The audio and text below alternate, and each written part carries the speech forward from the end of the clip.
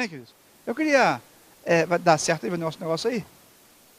Falar com vocês algo interessante. Conseguiu? Muito bem. Toda igreja, todo cristão, toda organização, né, principalmente as igrejas, elas têm uma ideia de que é necessário crescer em número de pessoas. E o que acontece? Se uma igreja ela não cresce em número de pessoas, o que vai acontecer com essa igreja?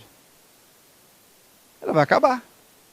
Porque pessoas vão viajando, pessoas vão mudando, principalmente na área do imigrante. Nós tivemos época aqui na igreja que nós tínhamos 250 pessoas. Lá na Sempo, lá na frente, lá no começo. Todos que tinham 250 cadeiras, as 250 ficavam ocupadas. Quando fazia o velório de alguém, dobrava o número que vinha da família todo mundo. E era interessante ver, mais pessoas foram mudando, pessoas foram viajando, pessoas foram abrir outras igrejas. De nossa igreja já se abriram umas 4 ou 5 igrejas que pertenciam aqui, foram abrir outras igrejas. E nós continuamos aqui. Amém? Mas, se nós não fizermos isso que eu quero conversar com vocês hoje, o que vai acontecer daqui 10 anos, daqui 15 anos, ou 5 anos, ou alguns anos para frente? Nós vamos embora para o céu também. Então é necessário colocarmos pessoas para que venham nos substituir. Isso só acontece, pessoas não vêm para a igreja assim porque eles querem vir. Eu sempre falo que pastorear aqui na América, no meu caso, os pastores me perguntam muito no Brasil isso lá, como é que é pastorear na América? Eu falo, é muito difícil. Porque nós não pastoreamos nem brasileiros, nem pastoreamos americanos. Nosso trabalho é voltado exclusivamente para o imigrante. Sempre falo assim. E o imigrante é uma raça interessante. O imigrante ele perde um pouco da característica brasileira.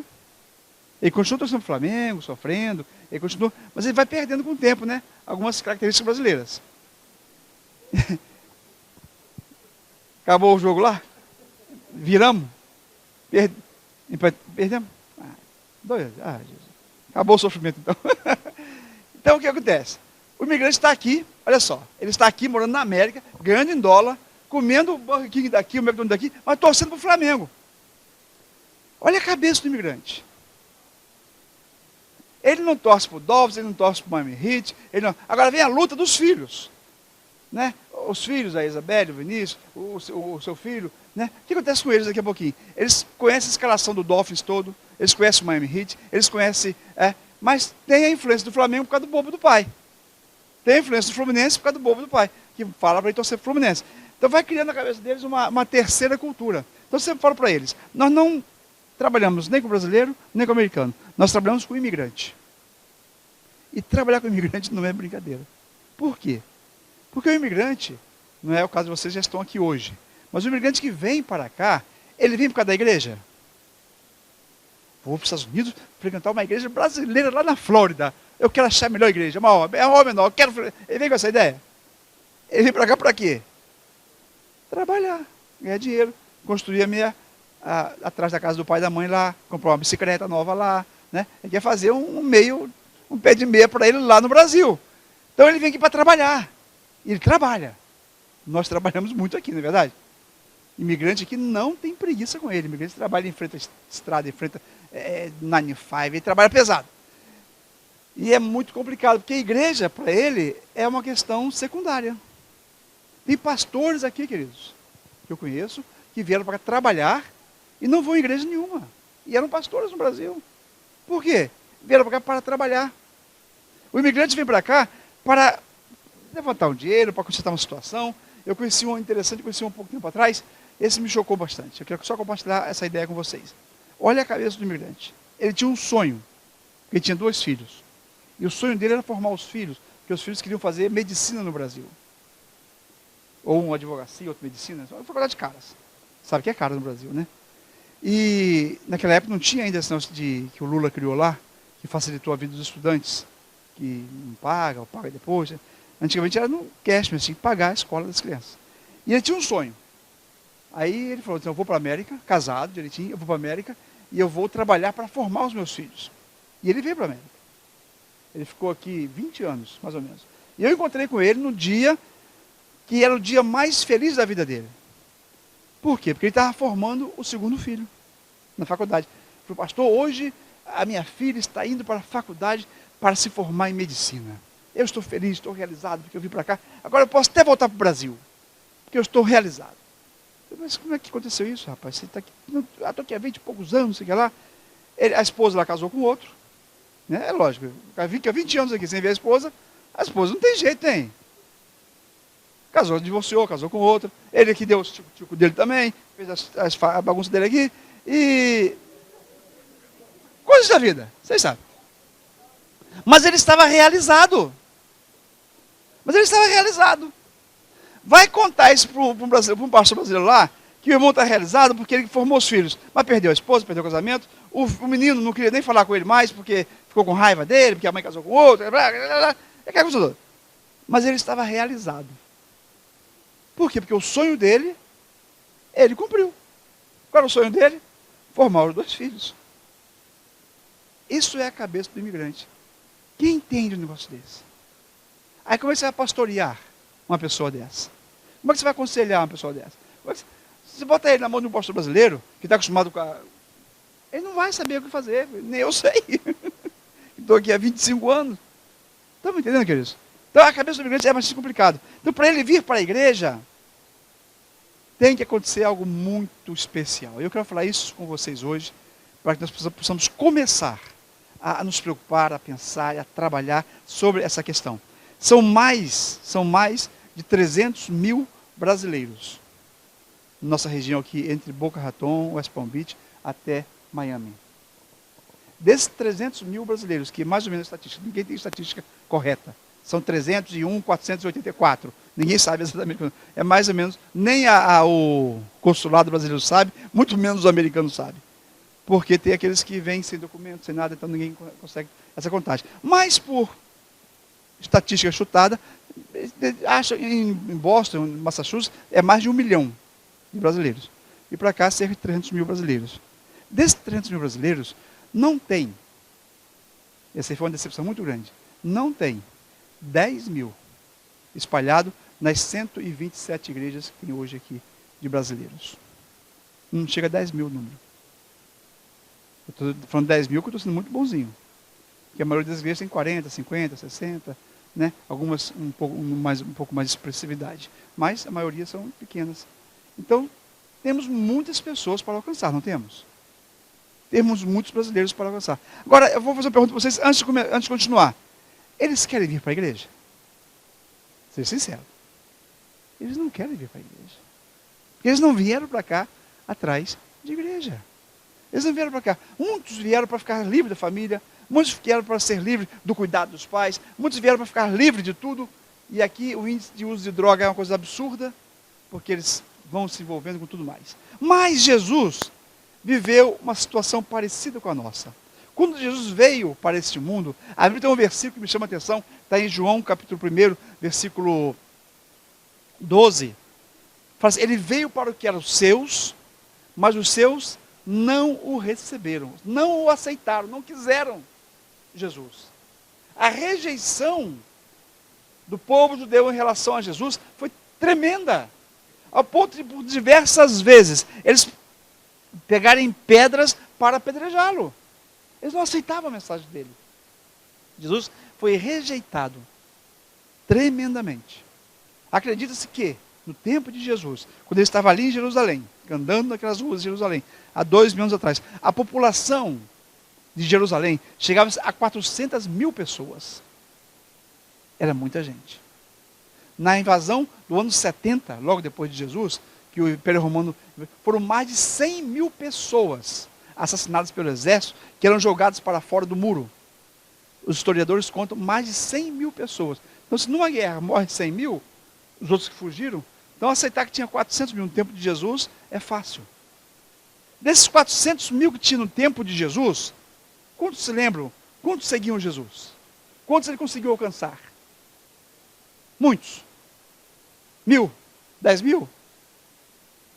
O apóstolo Paulo, ele chutou um número exagerado. Ele falou que quando Jesus foi arrebatado ao céu, contou-se cerca de 500 pessoas que estavam ali para vê-lo ir ao céu. Ou seja, cerca de 500 pessoas foram alcançadas com a palavra sair dos lábios de quem? De Jesus. o maior evangelista. Não tinha expressão de amor mais linda do que ele. A própria pessoa dele já era uma expressão de amor. Não tinha ninguém melhor do que ele para evangelizar, para pregar, para falar das coisas do céu, para falar das coisas de Deus. Não tinha ninguém melhor do que ele. No entanto, as pessoas o ouviam e o rejeitavam. Então, para começo de conversa, se no seu convite para alguém, na sua tentativa de evangelizar alguém, você for rejeitado, lembre-se, Jesus também foi rejeitado. Mas ele desistiu? Ele foi até o final.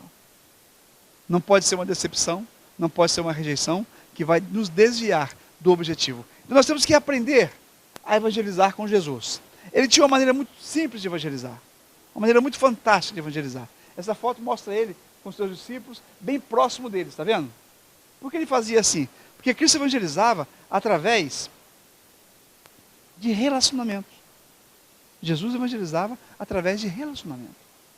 Ele se relacionava com as pessoas, ele chegava, chamava as pessoas para vir e segui-lo, e a partir de então ele começava a ensiná-los, se relacionando de perto com eles. Vários versículos na Bíblia nos mostram que Jesus, ele estava sempre envolvido com esse ministério. Ele evangelizava, ensinava através de relacionamentos. Ora, depois que João foi entregue, que João Batista morreu lá, veio Jesus para a Galileia, pregando o evangelho de Deus e dizendo: o tempo está cumprido e é chegado o reino de Deus. Arrependei-vos e crede no evangelho. Era a mesma mensagem que João pregava, Cristo passa a pregar a mesma mensagem, e continua com a mensagem. Mas de uma forma muito especial, de uma forma muito querida, porque o seu modo, de vida e de aproveitar cada oportunidade que ele tinha para conversar pessoalmente com alguém. Lembre-se, eram cerca de 400 mil pessoas. Mas de vez em quando você vê ele na Bíblia parando, se assentando e conversando com uma pessoa. E os outros 399 mil? Ele não ligava para eles? Ele ligava para ele, mas ele gostava de investir tempo quando ele tinha oportunidade. Lembra dos discípulos? Ele chegava para eles e falava o que para eles? Venham, sigam-me, e eu vou fazer de vocês pescadores de homens. Então era relacionamento próximo. Ele queria que eles estivessem com ele constantemente. E eles o seguiram. E é interessante, esse versículo mostra Cristo conversando com um rico coletor de imposto, que era uma das pessoas mais odiadas entre os judeus, porque ele cobrava imposto dos judeus, convidando-o para segui-lo. Na ocasião, disse que havia vindo chamar justamente pecadores ao arrependimento. Ele não escolhia as pessoas melhores, ele não escolhia aquele que era bonzinho, ele não escolhia aquele que era certinho, ele escolhia exatamente. Este é um ponto interessante, que talvez criasse mais rejeição dos judeus. Por que ele escolhia esses piores? Porque ele escolhia alguém que era rejeitado por eles. Mas ele os chamava, ele os amava, porque ele dizia: eu vim justamente para salvar os pecadores. Ele veio para os doentes, não para os sãos. E ele gastava tempo com essas pessoas. Ele gastava tempo, porque é interessante ver Jesus, no caso de Zaqueu. Lembra no caso de Zaqueu? Quem lembra da história de Zaqueu? Que ele subiu numa árvore para ver Jesus, porque ele era de baixa estatura. Nós tínhamos aqui antigamente o Geraldino, a gente sempre brincava com ele, chamava de Zaqueu. Lembra do Geraldino, né? É interessante que, ressaltar aqui um segundo, toda vez que eu encontro o Geraldino na rua, ele me abraça, me agradece: pastor, foi o melhor tempo da minha vida. Então volta para lá, rapaz. Ah, mãe. É uma luta, mas é muito querido. Então Jesus se encontra com Zaqueu, que foi subir numa árvore para ver Jesus, e Jesus disse: hoje veio salvação a esta casa. E observe, quando Cristo chama Zaqueu, ele fala o que para ele? Zaqueu, eu quero ir para a tua casa, eu quero ir comer com você, eu quero ceiar com você. Olha a atenção que Cristo dá a uma pessoa. Havia uma multidão que estava seguindo, havia muitas pessoas que estavam apertando, seguindo ele. Mas quando ele vê uma pessoa, ele para tudo que está fazendo e dá atenção àquela pessoa, porque ele trabalha com relacionamentos. Ele não trabalha com multidão, ele não trabalha para alcançar todas as pessoas, ele trabalha de um a um. É interessante você vê essa maneira de Jesus agir. E esse último versículo aí fala o quê? Percorria Jesus toda a Galileia, ensinando nas sinagogas, pregando o evangelho do reino e curando de toda sorte de doença e enfermidades entre o povo. Então ele não parava, ele continuava andando. Quando achava algumas pessoas, você lembra da mulher samaritana? Que é o caso mais claro de pessoal. Ele está no poço, a mulher vem, ele gasta tempo com aquela mulher, conversa com ela. João capítulo 4. Ele conversa com ela, dedica a ela um tempo muito especial, ao ponto dela se converter no final. E ela se torna uma evangelista em sua cidade. Agora, vamos abrir um parênteses aqui. Nesse contato pessoal de Jesus, nesse relacionamento tão estreito dele com as pessoas, ele teve algumas decepções? Ele teve várias decepções. Ele teve várias pessoas.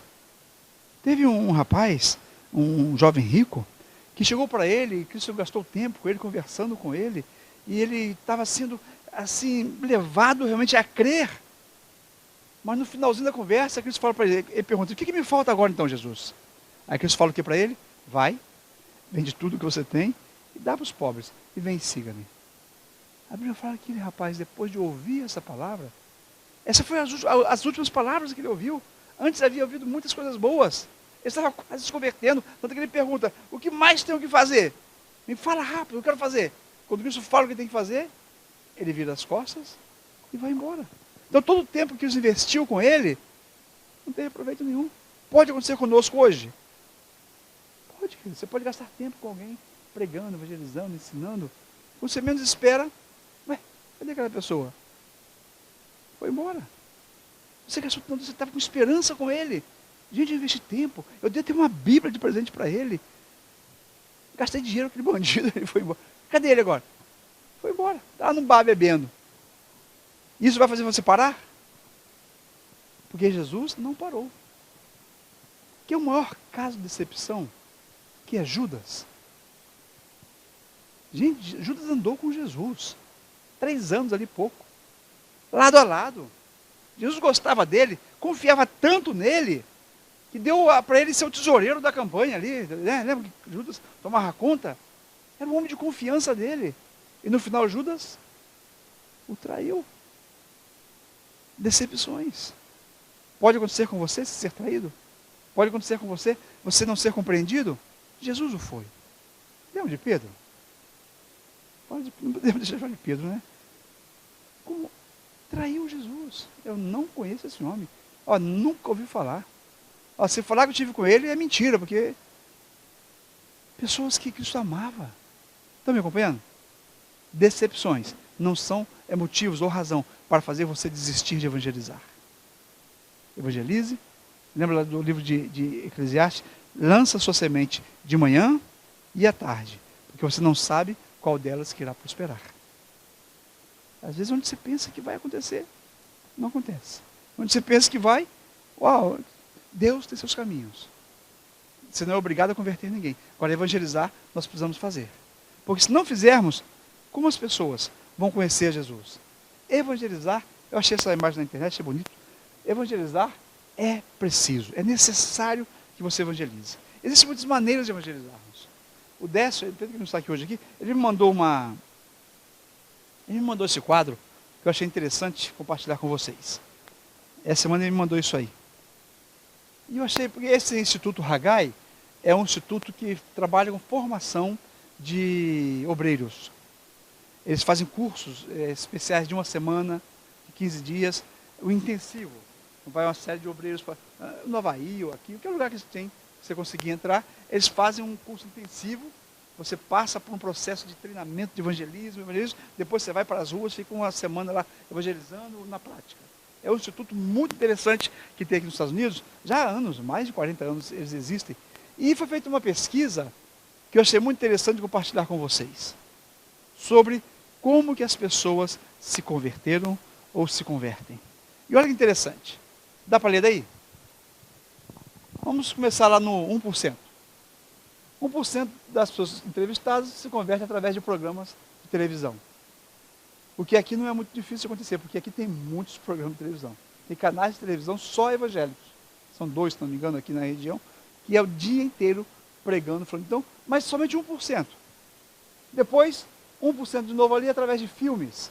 Tem um filme sobre Jesus, que muitos usam para evangelizar no mundo inteiro. E desde o nascimento, sua crucificação, muitos se convertem através de... Você sabe aquele filme que foi feito A Paixão de Cristo? Do Mel Gibson? centenas e milhares de pessoas saíram dos cinemas com o coração convertido? Gente, é uma coisa inexplicável. Como isso acontece? Deus usa o caminho, a maneira que Ele quiser usar para alcançar alguém. Depois nós temos 2% através de outros meios aí, que é literatura, através de sermão, um bom sermão, uma boa mensagem. A pessoa ouve um sermão e é tocada.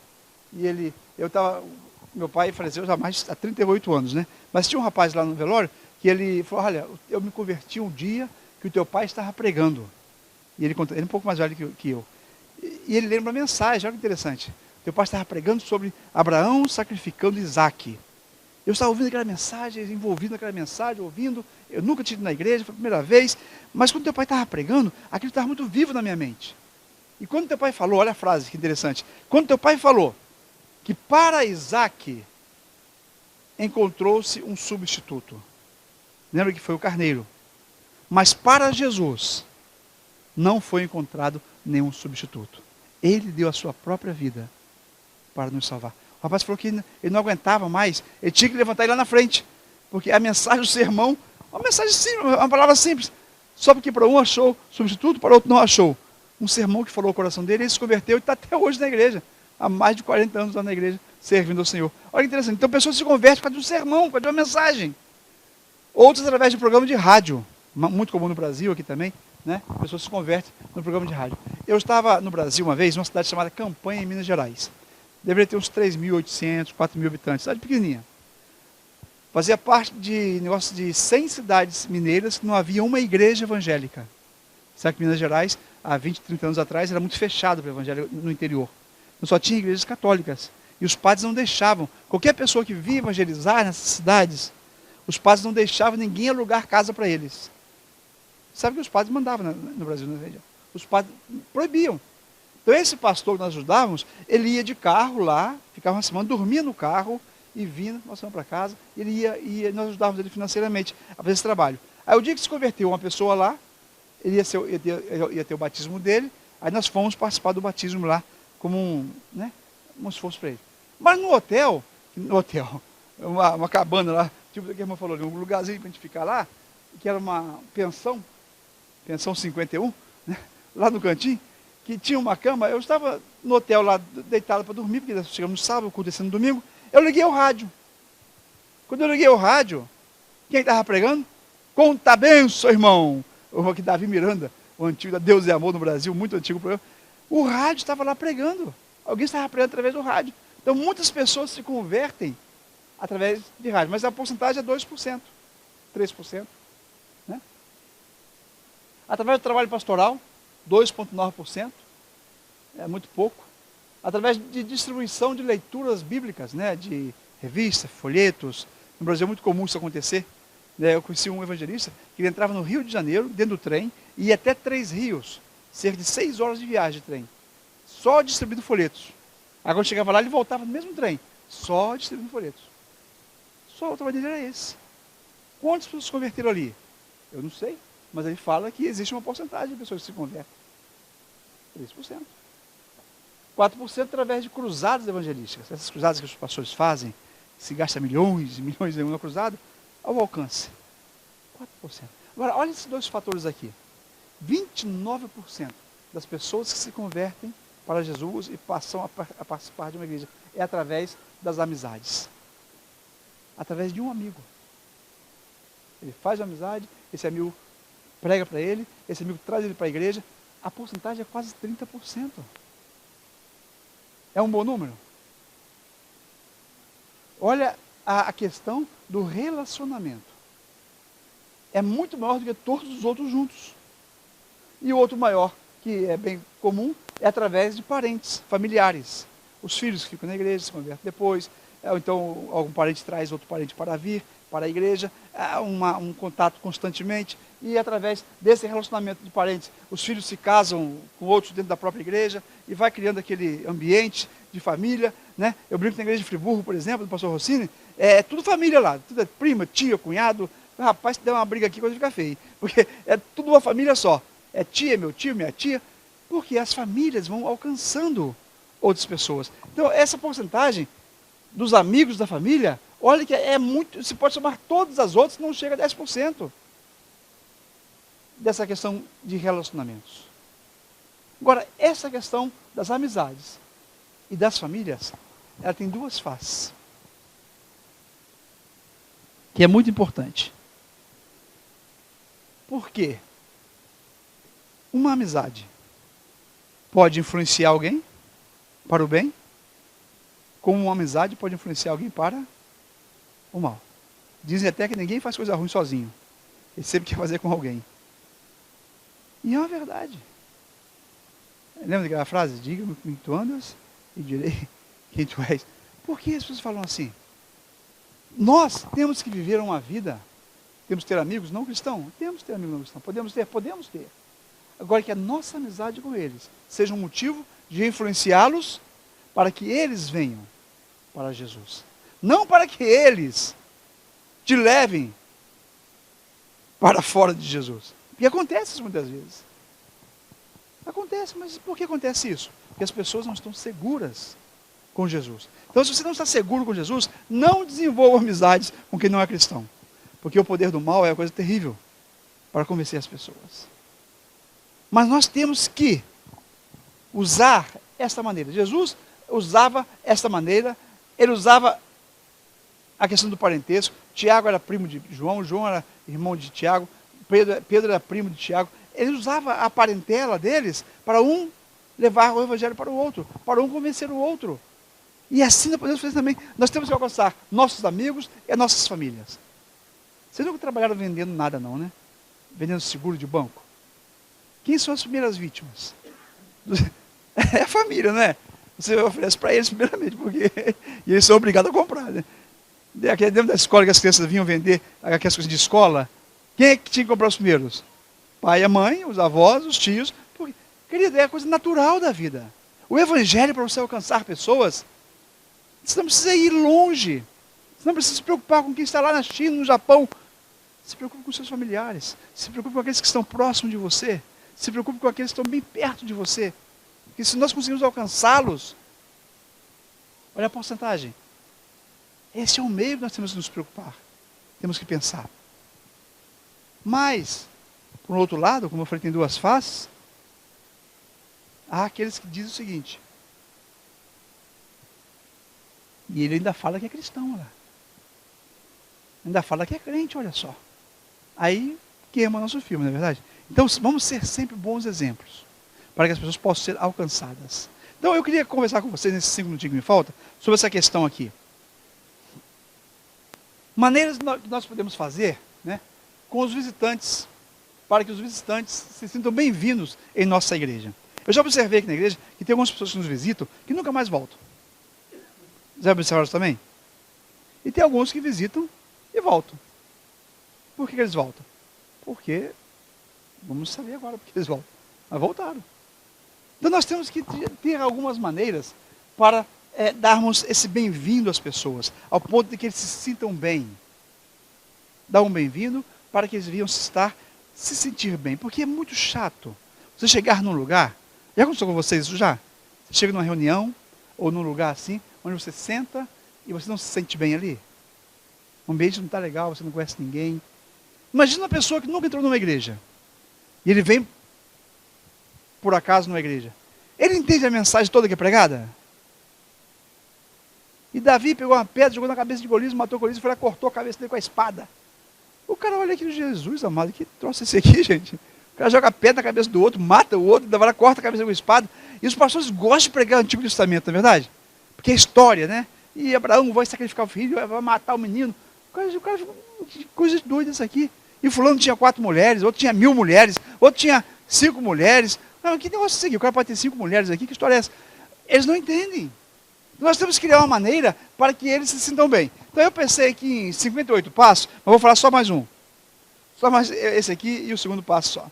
Nós temos que ter, primeiramente, eu penso, se vocês discordarem de mim, me ajudem, não sei, mas nós criarmos umas ideias. Nós temos que ter uma boa recepção.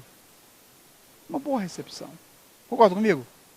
A pessoa chega ali na porta ali, ele sabe para onde vai entrar, se é para cá ou se é para lá? Ele não sabe.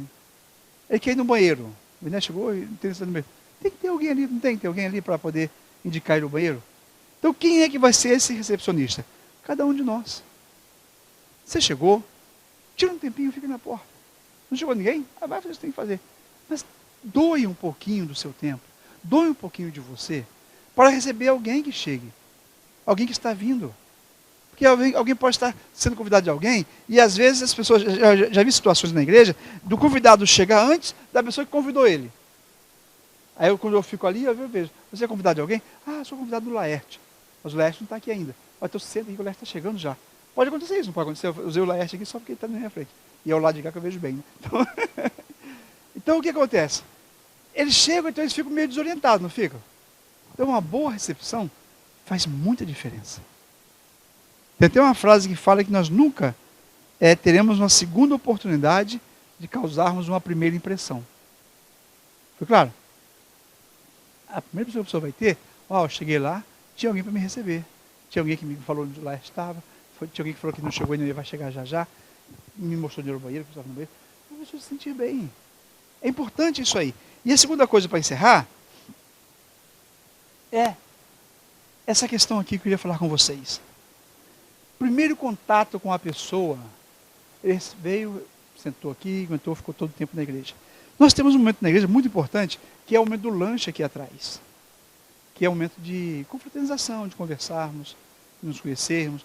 Vender carro ali, arrumar emprego. Foi necessário fazer ali, aqui acontece. Né? Porque aqui é um tempo para isso, para conversar, as pessoas se entrosarem. Né? Às vezes oferecer um trabalho para alguém, oferecer. Mas vocês não acham importante que a pessoa que está aqui a primeira vez, ele não sabe desse momento. Ele sabe. Ele não sabe se tem que pagar para comer ali. Até agora não me cobraram nada, mas eu estou com medo de sair ali que vão me cobrar. Ele não sabe, sabe? Então é importante que ele não fique sozinho aqui. Se alguém chegar, você perceber que tem alguém, um novo, né, que está meio fora assim, chegue, gaste um tempo, se apresente, converse com ele, fale da igreja para ele, fale da importância desse momento, faça com que ele se sinta bem e tranquilize ele que ele não vai precisar pagar nada. Ele pode comer ali. Porque a pessoa fica preocupada, não fica? As comidas são maravilhosas. Né? Os tacos são maravilhosos. As pizzas são de primeira. E o cara vai comer isso de graça, ninguém dá nada de graça para ninguém aqui. O cara, eu vou ter que pagar alguma coisa aqui, eu estou preocupado. Tranquilize a pessoa. É uma maneira de você fazer o quê? Um relacionamento com essa pessoa. Seja de outra igreja, não é de igreja nenhuma, se você está aqui nos visitando. Eu acho muito importante esse momento, esse primeiro contato, que vai dar para a pessoa o quê? Um conforto de ele não estar sozinho. Concordam comigo? Mas se eu vou fazer isso sozinho, ou Rosalino sozinho, a gente às vezes não dá. Porque ele está numa mesa para cá, ele está ali para lá, eu estou conversando com um aqui, às vezes um me conta um problema, eu fico agarrado com um aqui, com um problema, aí não dá atenção. Quando eu vejo, já foi embora, a pessoa já foi embora. Então eu acho muito importante cada um de nós nos preocuparmos com isso. Cada um de nós doarmos um tempo em conhecer, saber o nome da pessoa. É importante que a pessoa seja conhecida pelo nome. Eu vou mandar fazer uma etiqueta para a pessoa, botar a etiquetazinha, para não ter problema com o nome, porque é difícil lembrar os nomes. Não é verdade? Mas é importante você conhecer o nome, saber, conversar. Estão me entendendo, querido? A igreja cresce, cresce, mas nós temos que fazer alguma coisa. Não temos? Convidar, dar atenção, trabalharmos juntos. Nos prontificarmos em ser úteis àquela pessoa. E quanto é que vai custar isso para você? Vai custar uns minutinhos a mais, um tempo, um relacionamento a mais. Então eu queria pedir a vocês, que vocês estivessem orando comigo nesse sentido. Tem mais 58 pontos, eu vou acabar aqui. Eu queria pedir a vocês que orassem comigo nesse sentido. Para que ninguém entre por essas portas e saia desconhecido. Você viu que a pessoa estava na igreja? Que pessoa? Estava com, a mulher que sabe, né? Estava de blusa lilás. O homem não sabe nada. Que blusa lilás? Não tinha ninguém de blusa lilás, não. Tinha um blusa. Qual o nome dela? Ninguém sabe o nome dela. Eu não gostaria que isso acontecesse no nosso meio. Eu gostaria que nós criássemos relacionamentos com as pessoas, para que as pessoas se sintam bem, se sintam aconchegantes, e assim se sintam amadas. E assim sintam prazer em voltar novamente. Concordam? Diga amém de novo. Amém? Vamos fazer então? Não perca seu tempo. Quando você vê alguém, é a primeira vez que você está aqui, a segunda vez, quarta vez, não tem problema. Converse, relacione-se. E eu sei que Deus vai abençoar a sua vida por isso. Que você está fazendo, cumprindo o ID de Jesus. É uma maneira de pregarmos? É uma maneira de evangelizarmos? É uma maneira de evangelizarmos. E para encerrar, convide alguém. Convide sempre pessoas. Sempre convide pessoas. Sempre fale para pessoas da sua igreja, do endereço da sua igreja, para que eles possam conhecer. Quem não é conhecido não é lembrado. Porque as pessoas, muitas vezes, você fala de Jesus para ele, você fala de Deus para ele, fala da igreja para ele, está tudo ótimo, está tudo bem. Ele não liga, ele descarta. Mas quando a coisa fica complicada, pode ter certeza que ele vai lembrar de você. Vai ou não vai? Porque na luta, no desespero, ele vai lembrar de você. Daí a oportunidade de você falar, eu te falei. Não, você vai falar, olha, Jesus te ama, Jesus tem um plano para você. Vamos à igreja. Vamos fazer uma campanha de oração. Vamos buscar o Senhor. Vamos apresentar isso ao Senhor em oração. Você vai conquistar o coração dessa pessoa. Amém? Que Deus nos abençoe em nome de Jesus.